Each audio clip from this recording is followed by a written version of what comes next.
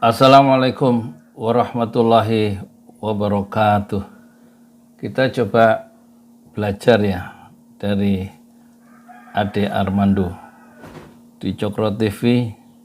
Ade Armando .2 hebat, Jokowi tidak mau tunduk pada Eropa. Kita klik ya, 1, 2, 3. Indonesia pernah punya Bung Karno. Sekarang ada Jokowi. Kedua presiden ini memang punya gaya yang berbeda. Soekarno meledak-ledak, karismatik, keras. Jokowi santun, lembut, dan menjaga perasaan. Namun keduanya sama-sama pemimpin yang bersedia berhadapan dengan lawan-lawan yang akan menghancurkan Indonesia. Mereka berani dan tegas, bahkan kalaupun lawan mereka adalah kekuatan negara-negara besar di dunia. Perbandingan yang sangat simplistis ya. Kalau Bung Karno itu visi politiknya sangat jauh ya, visioner. Bagaimana membebaskan dari kolonialisme dan imperialisme dan menghabiskan seluruh umurnya sejak muda, sejak umur 16 tahun menjadi murid dari Cokro Aminoto. Sementara Presiden Jokowi itu adalah tokoh politik yang muncul tiba-tiba dan kemudian dipercepat oleh orang-orang yang entah siapa mereka sehingga mereka muncul di pentas atau Jokowi muncul di pentas nasional. Yang satu, Bung Karno adalah seorang politisi besar, sementara Pak Jokowi adalah seorang pedagang dan bukan seorang politisi.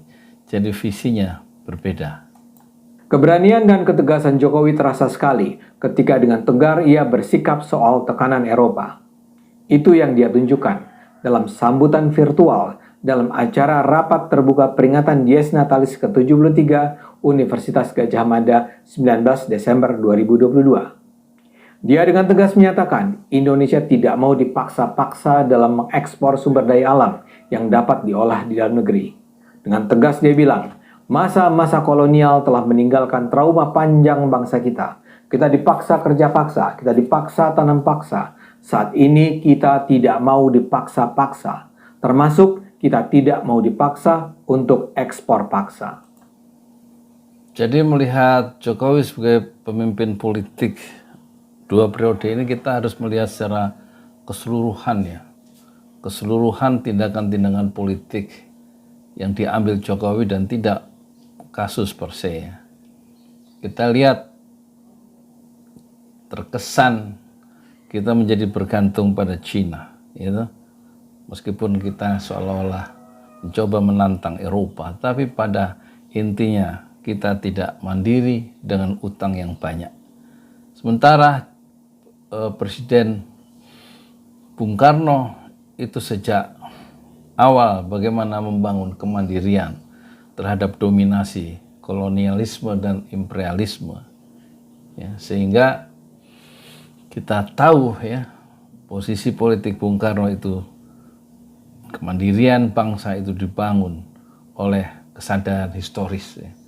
Penderitaan yang dialami sendiri oleh Bung Karno dan kawan-kawannya saat melihat, merasakan menjadi orang terjajah.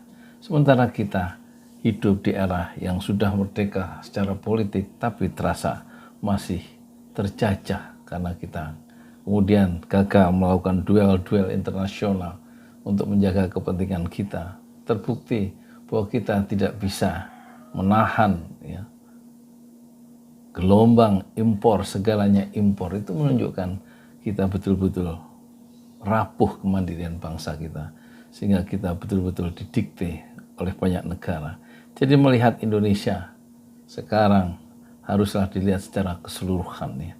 Sejak keputusan-keputusan politik Jokowi itu digaungkan dan kita melihat bagaimana kasus-kasus internasional itu dihadapi oleh bangsa kita, terutama Cina yang kemudian seolah-olah mendikte, berikan hutangan dan segala macam sehingga kita itu tidak berdaya menghadapi Cina.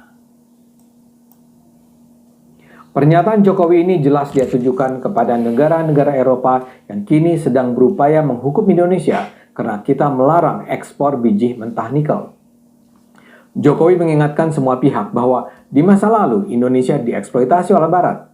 Indonesia diperbudak oleh Barat. Dulu Indonesia didikte oleh Barat. Tapi sekarang hubungan kekuasaan semacam itu harus diakhiri. Kita harus melihat persoalan narasi-narasi yang dikembangkan oleh Pak Jokowi itu dengan cukup hati-hati ya. Kenapa? Kita melihat seorang pemimpin itu bukan hanya ucapan-ucapannya, tapi tindakan politiknya itu bagaimana. Antara apa yang diucapkan dan apa yang dilakukan itu kerap kali tidak sama. Itulah yang disaksikan atau yang diamati oleh pengamat tentang presiden kita. Ucapannya kadang tidak bisa dipegang. Begitu kata Azumari Azra dan juga yang lainnya.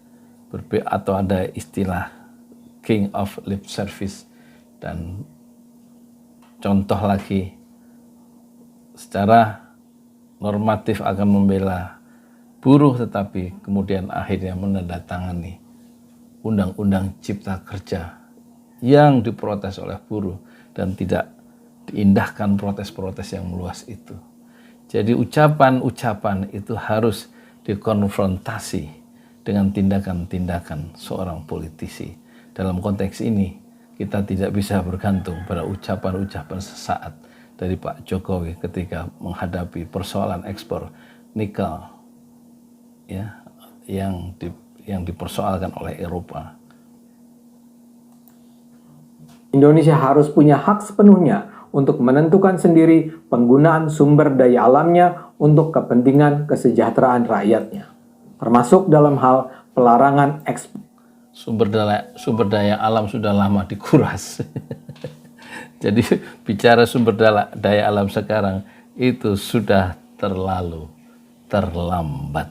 Tapi oke lah, kita masih menaruh harapan terhadap pemimpin masa depan yang betul-betul bisa mengatakan tidak kepada penjajahan neokolonialisme dan neoimperialisme, dan itu dimulai dari integritas pribadi sang presiden, dan integritas itu akan ditunjukkan oleh presiden mendatang.